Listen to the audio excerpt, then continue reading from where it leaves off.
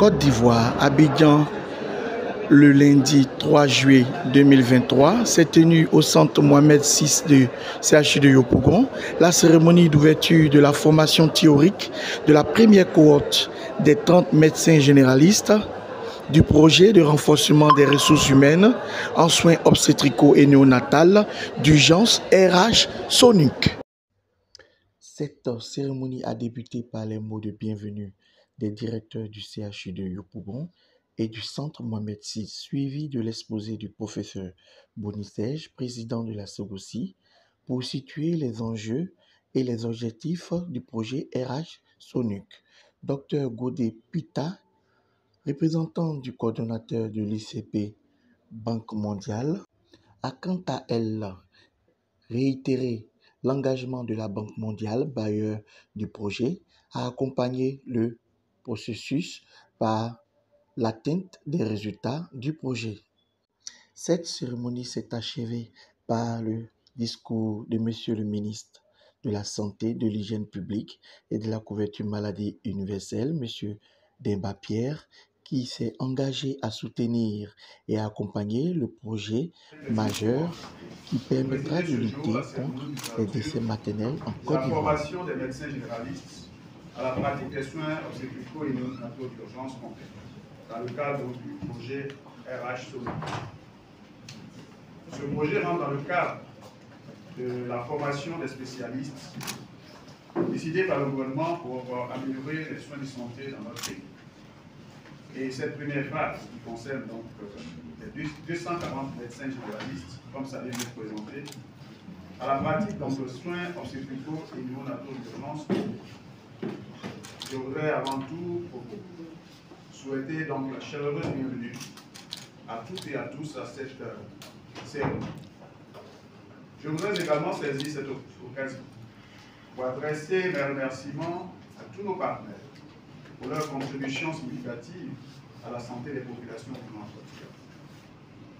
Je voudrais renouveler ma reconnaissance et notre gratitude à vous, mesdames et messieurs, les représentants de la Banque mondiale, partenaires qui s'est engagé de façon continue aux côtés de notre pays. Cette collaboration fructueuse et multiforme contribue à en point douter à améliorer la santé et le bien-être de nos populations. C'est pourquoi je salue à sa juste valeur votre présence effective à l'activité qui nous réunit ce jour. J'associe à ces remerciements, mesdames et messieurs les présidents et présidents des sociétés savantes, pour leur mobilisation de ce jour et pour vos actions en faveur de l'application des tâches en Côte d'Ivoire. Mesdames et messieurs, chers invités, nous sommes à un moment sans précédent dans la mise en œuvre du plan de riposte national contre la mortalité maternelle néonatale infantile. En effet, grâce à l'engagement politique de haut niveau de son Excellence, Monsieur le Président de la République Alassane Ouattara, et grâce à l'appui des partenaires techniques et financiers, des organisations de la société civile et de la coopération internationale, les efforts en matière de réduction de la mortalité maternelle, néonatale et infantile ont été constants et soutenus. Des investissements massifs ont été faits pour mettre en place, je viens de le rappeler, 10 pôles régionaux d'excellence dans notre pays. Renforcer la disponibilité et la fonctionnalité des blocs opératoires de proximité. Rendre disponible le sang par l'harmonisation du prix à 3 000 francs CFA et l'utilisation des drones pour la délivrance des poches de sang, des vaccins, des médicaments et d'autres produits dans des meilleurs délais. Rendre gratuits les vaccins et les soins offerts aux femmes enceintes, aux enfants de 0 à 5 ans. Rendre gratuits les kits d'accouchement et des césariennes et la prise en charge des fistules obstétricales. Adopter la politique de délégation des tâches en santé de la reproduction. Mesdames et messieurs, chers invités, malgré tous ces efforts, force est de constater qu'il existe encore un accès limité des populations aux interventions essentielles en santé maternelle et infantile, surtout dans les zones rurales, à cause essentiellement de la pénurie des ressources humaines. Nos indicateurs montrent que la réduction significative des taux de mortalité qui est passé donc de 614 décès pour 100 000 naissances fréquentes en 2012 à 385 décès au 100 000 naissances en 2021 a été possible que grâce à l'intervention vigoureuse des personnels de santé que je voudrais que vous puissiez applaudir ici. Mais l'insuffisance et les déserts médicaux observés dans certains endroits en termes de disponibilité des ressources humaines freinent notre progression vers la réalisation des objectifs du développement durable liés à la santé et à la couverture de la maladie universelle.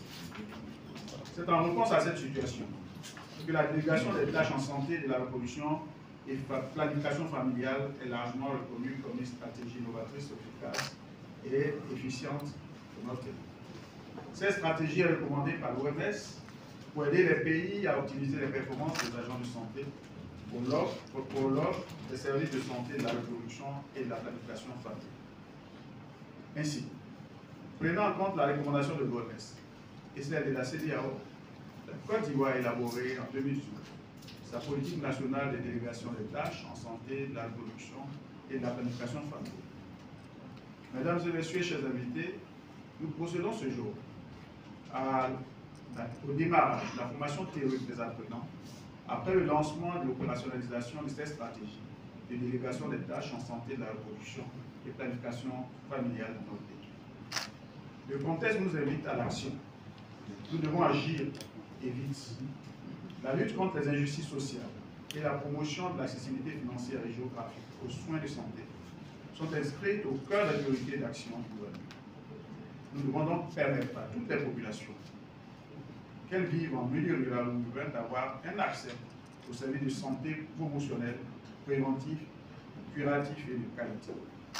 Il nous faut agir pour une réduction drastique de la mortalité maternelle et néonatale, et nous avons décidé de mettre l'accent sur le transfert des compétences en soins obstétricaux et néonataux d'urgence complète aux médecins généralistes. Ce sont donc 240 médecins qui seront formés en raison de 60 médecins par an.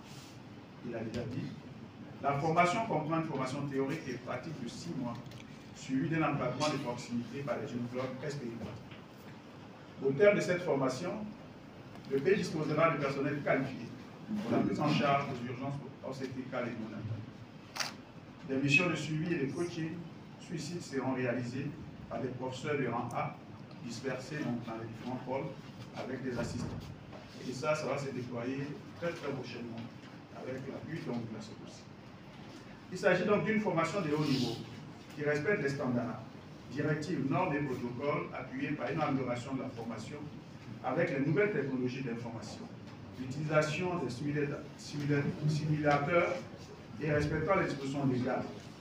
Ces médecins formés restent des médecins généralistes, mais avec des compétences renforcées. Et d'ailleurs, ce que je voudrais dire, c'est que vous pouvez être assuré que tous ces médecins qui sont inscrits pour faire la formation bénéficieront, j'en dis 70%, mais moi, en tant que ministre, je prends la décision de financer à 100%.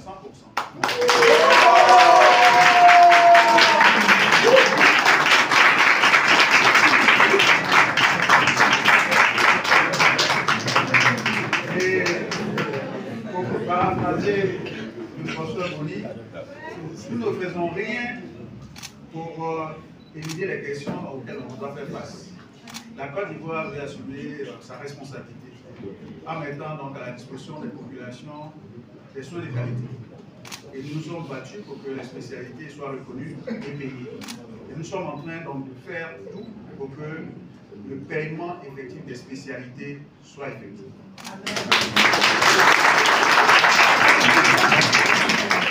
Alors, mesdames et messieurs, chers invités, je reste convaincu que la formation des médecins généralistes en soins obstétricaux et néonataux d'urgence contribuera à atteindre nos objectifs de réduction de la mortalité maternelle grâce au renforcement des ressources humaines en quantité et en qualité, avec une répartition plus rationnelle du personnel et un accès à des soins de santé primaires et de proximité qualité.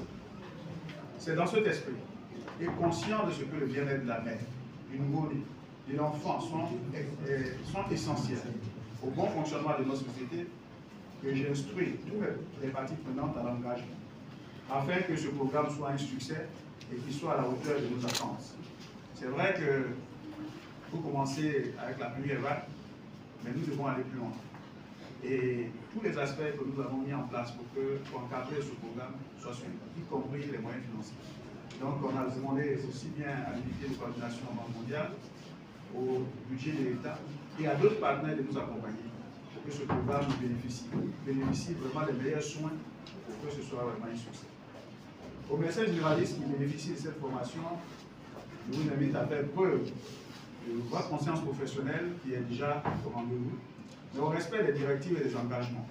Parce que comme je l'ai dit, on veut accélérer la formation, mais on tient à la qualité de ceux qui vont être des médecins qui vont sortir de cette formation et des spécialistes que nous allons avoir pour notre système.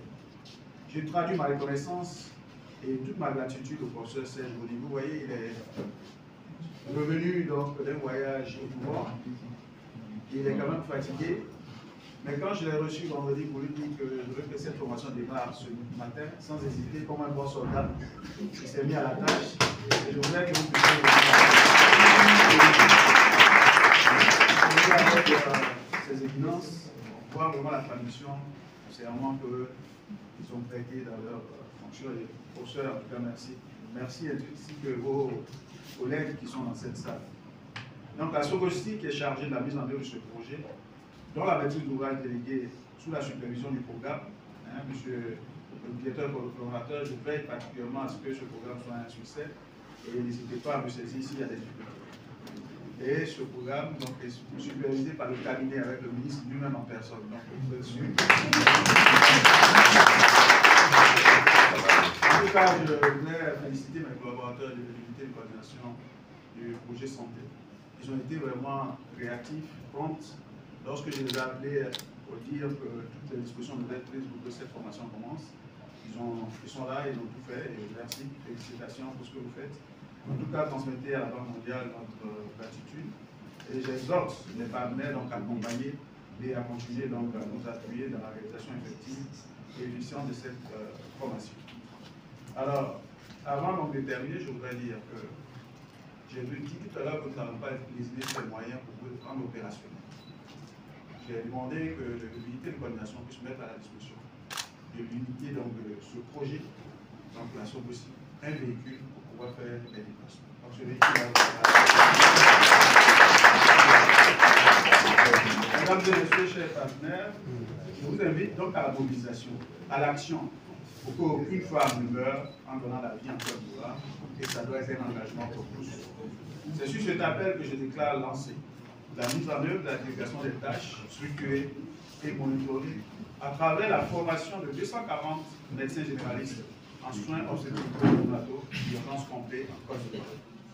Je vous remercie pour votre attention. Dr Boudé Pita Tania, chef du service de la planification et du suivi-évaluation à l'unité de coordination des projets santé de la Banque mondiale.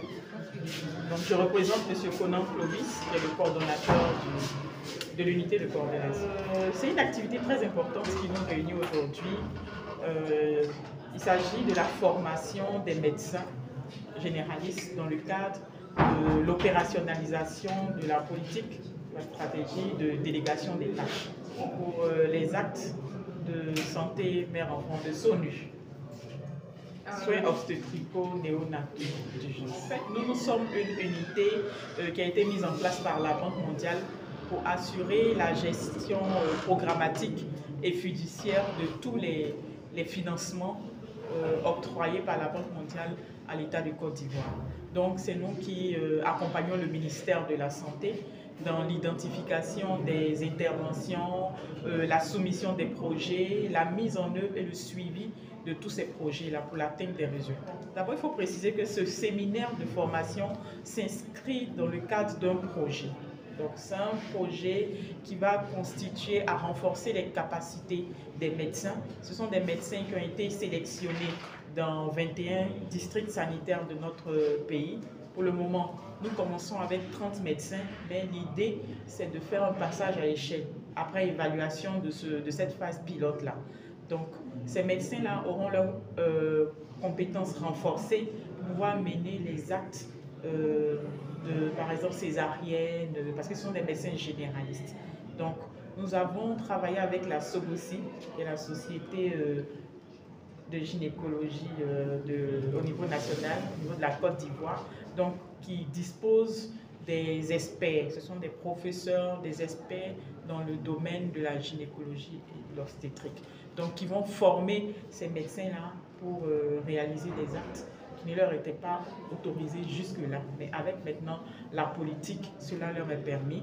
Donc, ils seront formés. Ensuite, ils vont retourner dans leur lieu d'exercice, c'est-à-dire au niveau des différents districts sanitaires. Et ils seront coachés, supervisés, en tout cas suivis, accompagnés pour mener tous ces différents actes-là. Donc, l'objectif de notre projet, in fine, c'est de réduire le taux de mortalité maternelle en Côte d'Ivoire. Ça, c'est l'objectif final. Mais cela passe par l'amélioration de la qualité des soins. Donc désormais, les femmes qui iront faire suivre leur grossesse ou accoucher dans ces localités-là bénéficieront des services et des soins de santé de qualité. Je suis donc professeur Boni, président de la Société de gynécologie et d'obstétrique de Côte d'Ivoire. Et nous sommes ce matin au centre Mohamed VI du CHU de Yopougon pour le démarrage de la formation de médecins généralistes en soins obstétricaux et néonataux d'urgence complets pour la mise à disponibilité de ressources humaines pour le ministère de la Santé dans la lutte pour la réduction de la mortalité maternelle. C'est un projet innovant, c'est un projet important à haut impact qui va permettre une formation structurée, monitorée sur 2 ans, permettant de mettre au bout d'un projet qui va durer 4 ans, financé par la Banque mondiale, mettre à disposition 240 médecins généralistes formés pour prendre en charge les urgences obstétricales et néonatales dans les différentes régions de notre pays. Soyons clairs, il ne s'agit pas de spécialistes en gynécologie obstétrique. Le CER, le DES de gynécologie obstétrique dure 4 ans.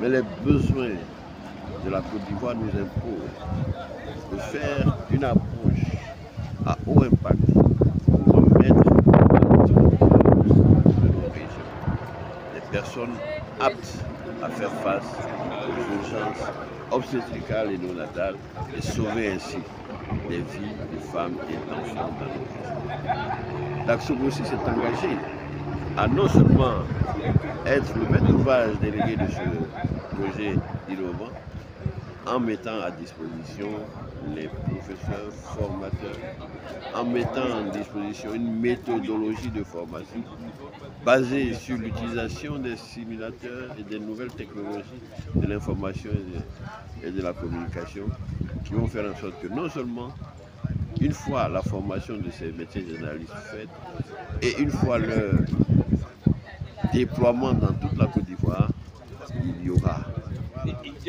une procédure de suivi, évaluation régulière, un contact permanent à partir d'une plateforme numérique qui va nous permettre de contrôler et de monitorer au quotidien leurs pratiques.